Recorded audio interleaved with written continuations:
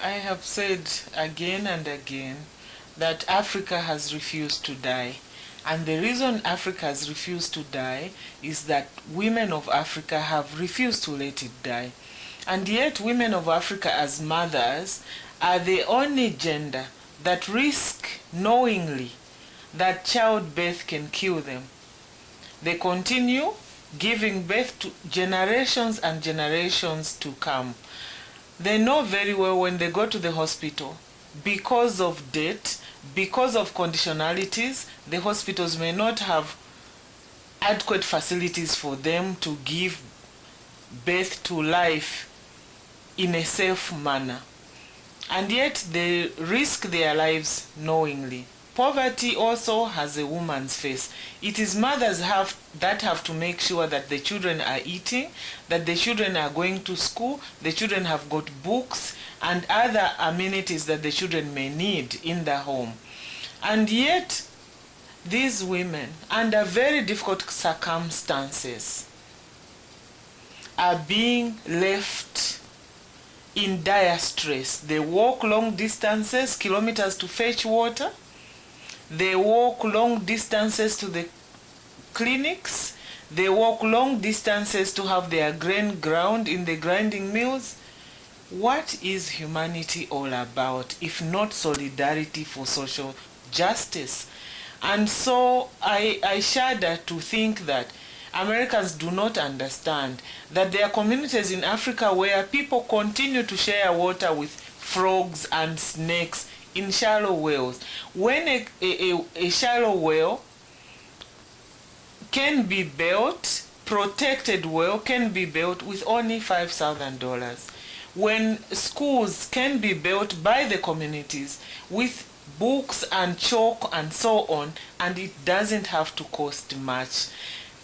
But giving piecemeal help to Africa is not going to be helpful. What would be helpful for Africa is for you to help Jubilee, America, to begin to change policy so that they are pro-poor and they are friendly to the poor. And I think that I've said this over and over again. Humanity must say an injury to one is an injury to all. If that is an injury to all, then we must stand up in solidarity and help each other.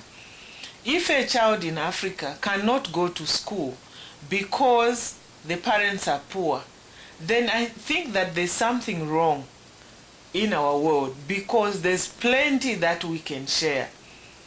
The right to life, the right to education, the right to health, the right to safe, clean drinking water, these are rights that must be enjoyed by everybody in the world, and not only people who come from countries which are rich. I repeat, Zambia is not a poor country. Zambia has been made poor. Africa is not a poor continent. It has been made poor. And time has come to make a difference, to make the wrong of the past right. And I think that as a people we have together, we have the capacity to make a difference. We are together in this. If you don't help Africa, you are going to continue to talk about illegal immigrants, because we do have economic refugees, and you can't continue saying you close the borders. It cannot work. If you want us to remain in our countries, make sure debt is cancelled 100%, conditionalities are removed so that we can have facilities at home that makes everybody work and feed their families. The reasons why we have brain drain is because of these conditionalities that say there's no wage increase, so there's wage freeze. Professionals cannot afford to educate their children, and that the poverty levels continue to increase. Work with us, help us to help ourselves. Thank you very much. I hope that you make a difference. Thank you.